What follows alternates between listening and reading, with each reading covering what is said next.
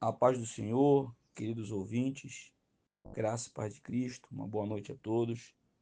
Estamos aqui no programa Missões AD Baronesa e nesta feita queremos fazer uma alusão à palavra do Senhor no Evangelho, escreveu segundo São Mateus, capítulo 28, versículo 18 a 20, que diz o seguinte: E chegando-se Jesus, falou-lhes, dizendo: É-me dado todo o poder no céu e na terra. Portanto, ide e ensinai todas as nações, batizando-as em nome do Pai, do Filho e do Espírito Santo, ensinando-as a guardar todas as coisas que eu vos tenho mandado. Eis que estou convosco todos os dias, até a consumação dos séculos. Quero agradecer a todos por estar nos ouvindo nesse momento, mas tenho uma palavra de Deus para o seu coração, em breves minutos, que falará sobre esse texto tão profícuo, tão importante, texto que fala sobre missões, a nossa missão como servo de Deus, de passarmos ensinando as nações, em todos os lugares que nós passarmos, as verdades sobre a palavra de Deus. Primeiramente, meus queridos, o que a Bíblia nos ensina sobre missões?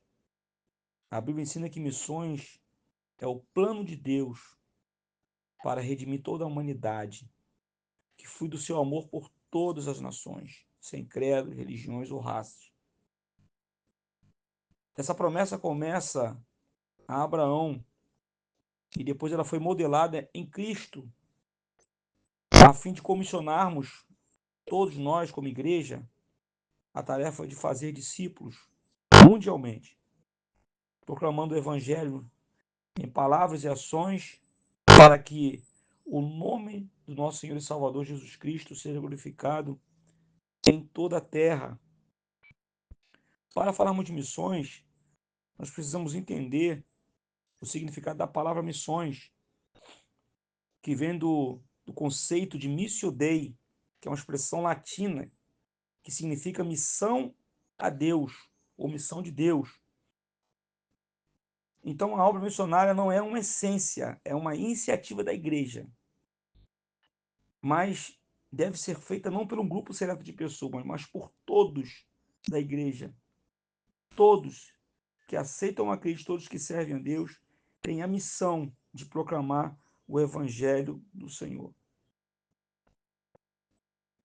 Deus, ele é o próprio protagonista, que desde a queda tem agido para buscar e salvar o perdido. A missão, ela pertence a ele. E nesse sentido, como somos igreja, somos instrumentos e também somos embaixadores deles para participar dessa grande obra redentora. A missão, ela é algo importante e preponderante no reino de Cristo. O servo de Deus, ele deve fazer missão não só nas ruas, nas cidades, por onde passar, mas também no seu trabalho, principalmente na sua casa, principalmente na sua roda de amigos. E qual é a grande comissão? E por que ela é o fundamento? A grande comissão é o mandato final de Jesus ressuscitado, quando estava com seus discípulos. Nós vemos isso registrado no Evangelhos, em Atos. Mas a versão mais completa nós vemos aqui em Mateus 28, 18 a 20, porque nela Jesus declara ter toda a autoridade no céu e na terra. E ele ordena a sua igreja para ir pelas nações fazendo discípulos. E isto é uma ordem, é um mandato para missões em várias razões. Para começar, ele define a autoridade da missão, que ela é feita sob a autoridade onipotente de Cristo. Em segundo lugar, ele define a tarefa não apenas de evangelizar, mas de fazer discípulos, o que implica em um processo de ensino, batismo e acompanhamento. Em terceiro lugar, define o alcance que é para todas as nações, que se refere a todos os grupos étnicos e linguísticos do mundo inteiro. E, finalmente, ele oferece a promessa que sustenta a missão, que eis que estou convosco todos os dias, até a consumação dos séculos. Ele foi assunto ao céu, mas ele enviou o Consolador, o Espírito Santo, que está conosco todos os dias, até a consumação do século. Meus queridos, e onde nós podemos ver o plano missionário de Deus no Antigo Testamento? Embora a grande comissão seja no Novo Testamento, o coração missionário de Deus permeia por toda a Escritura. Na verdade, a missão não começou em Mateus 28, mas sim lá em Gênesis. Em Gênesis 12:3, na aliança com Abraão, Deus declara o propósito missionário, quando ele diz: e em ti serão benditas todas as famílias da terra, não apenas algumas, mas todas as famílias da terra. Israel, por conseguinte, foi escolhido para não só para ser um recipiente exclusivo de bênção, mas para ser o quê? Um canal de bênçãos para o mundo todo. Em Isaías 49:6, Deus diz a Israel que o faria luz para os gentios, para ser a missão salvadora até toda a extremidade da terra. No livro de Jonas, vemos a história missionária inteira, mostrando o coração relutante do profeta, em contraste com o coração compassivo de Deus por uma cidade pagã. Sabemos que Jonas não queria ver aquela cidade, era um povo pagão. Mas o Senhor pegou Jonas e o levou até a cidade de Nínive, naquele povo pagão, mostrando que a salvação ela é para todos.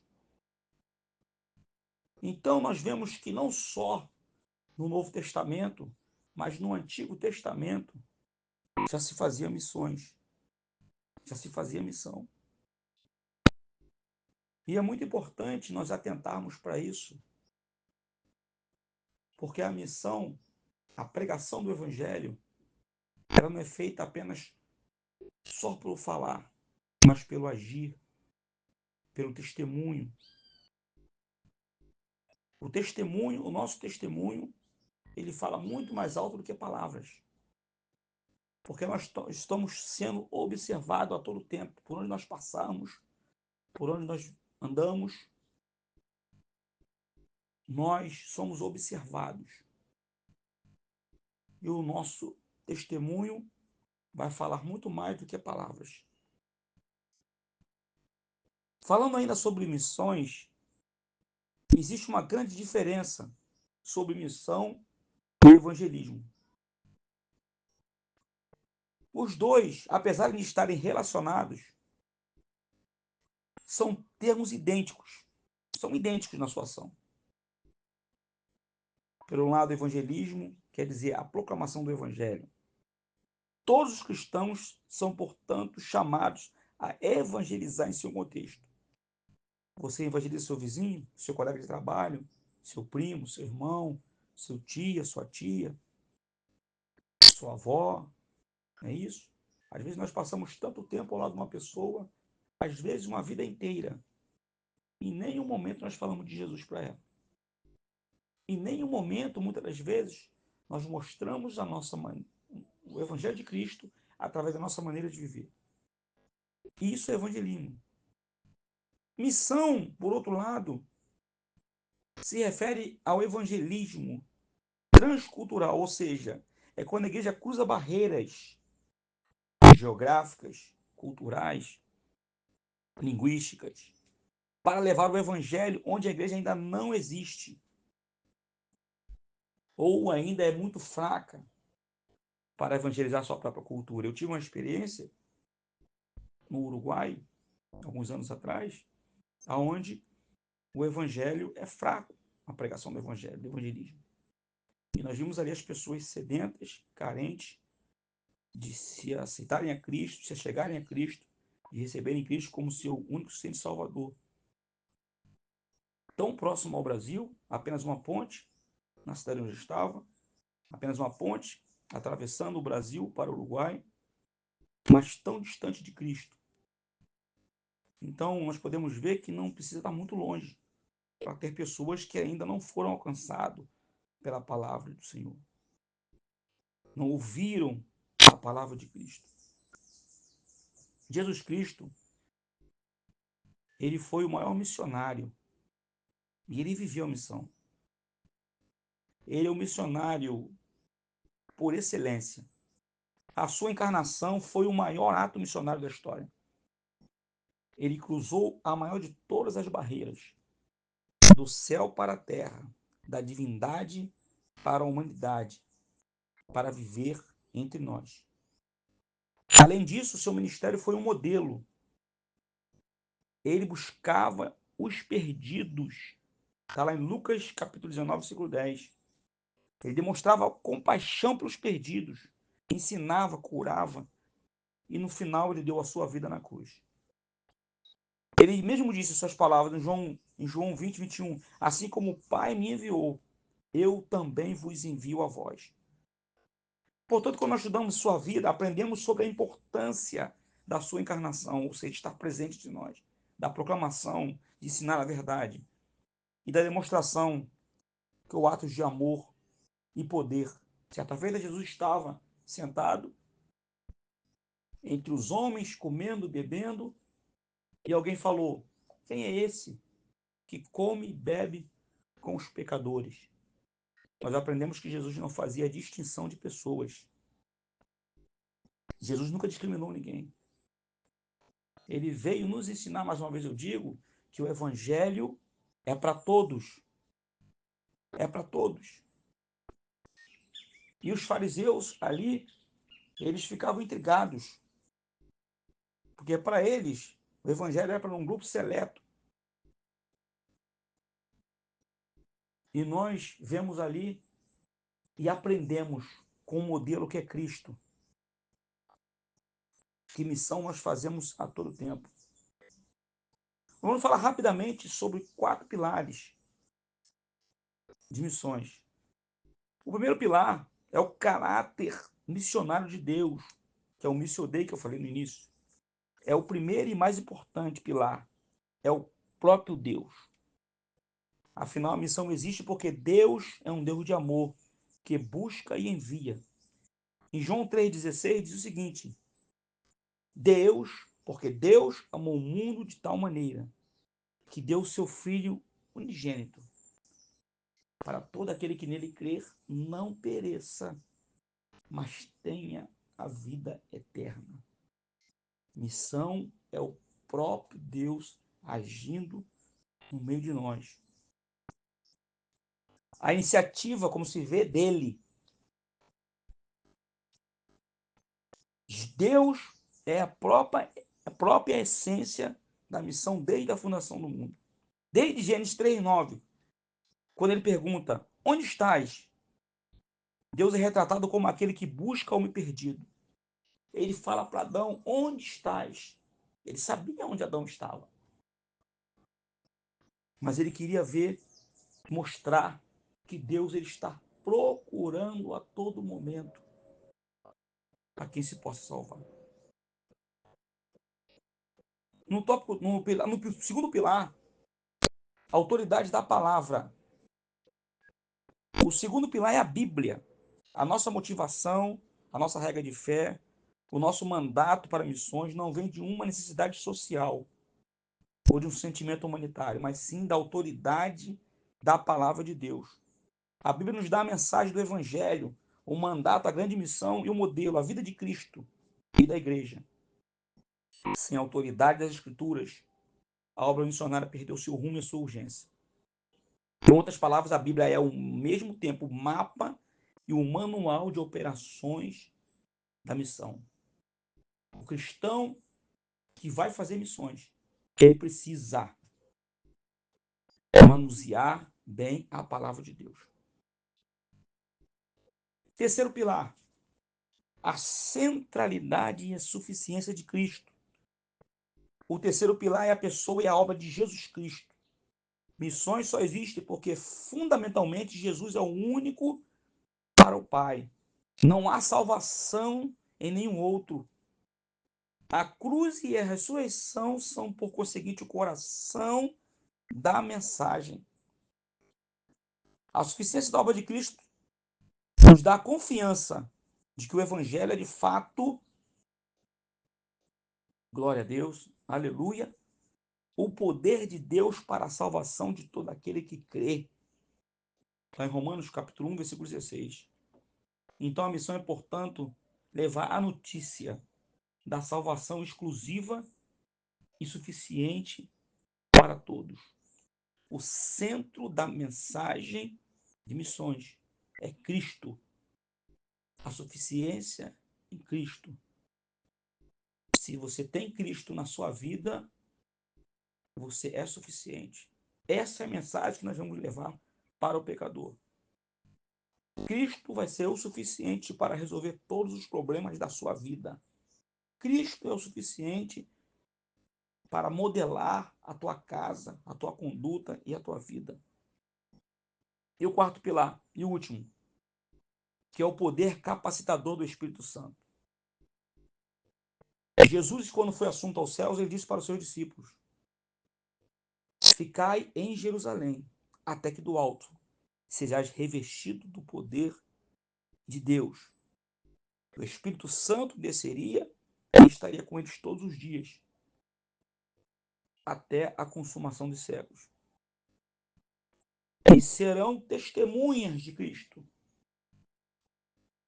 todos os dias. A missão ela é impossível de ser feita com força humana. É o Espírito Santo de Deus que convence o homem do pecado. Ele regenera o coração do pecador. Ele capacita o missionário. E também dá ousadia à igreja. Sem o poder do Espírito Santo, missões se tornam apenas um mero ativismo humano. A atuação do Espírito Santo, ela é profunda na vida daquele que serve a Deus. Então, você ouvinte, que ouvir esse breve relato, essa breve palavra, eu tenho a certeza que tem falado no teu coração. Cristo, ele é a solução dos nossos problemas. Cristo, ele é suficiente. Certa feita, o apóstolo Paulo indagava ao Senhor por ter um espinho na carne, uma dificuldade, um problema, que não o abandonava. E Deus falou para ele: a minha graça te basta. Então, digo para você que está nos ouvindo nesse momento, o Senhor diz para você: a minha graça te basta. A minha palavra te basta. Jesus Cristo te basta. Ele é o suficiente para abençoar a tua vida. Amém? Que Deus te abençoe rique e abundantemente. Quero fazer uma oração pela sua vida, pela sua casa, pela sua família nesse momento. Senhor Deus, aqui estão os ouvintes que estão nos ouvindo nesse momento, Senhor. Quero te pedir, ó Deus, muito obrigado, Senhor, por ter tocado em cada coração nesse momento, Deus. Porque a tua palavra, quando diz no Salmo 119, verso 105, é lâmpada para nossos pés e também é luz para o nosso caminho. Que o Senhor venha abençoar a cada um, venha dar vitória, venha salvar vidas, Senhor. Porque o fato desse programa, o objetivo desse programa, a essência desse programa é que teu reino seja propagado, Deus. Assim como tu foi no Velho Testamento, Deus, com teus profetas, com seus discípulos. Tu és conosco agora. Ó Jesus, muito obrigado por ter enviado seu Filho Jesus Cristo, por morrer pelos nossos pecados, para que hoje nós estivéssemos aqui com essa esperança de que um dia, Senhor, encontraremos com o Senhor na glória. Abençoe esse ouvinte que está nos ouvindo. Talvez esteja fraco, desanimado, caído. O Senhor é a força que o levanta nesse momento e traz de volta a sua presença. Que a tua palavra seja constante em nossas vidas. Em nome de Jesus Cristo. Deus abençoe a sua casa, a sua família, os seus projetos e seus sonhos. Em nome de Jesus Cristo. Graças, Pai de Cristo, queridos. Deus abençoe.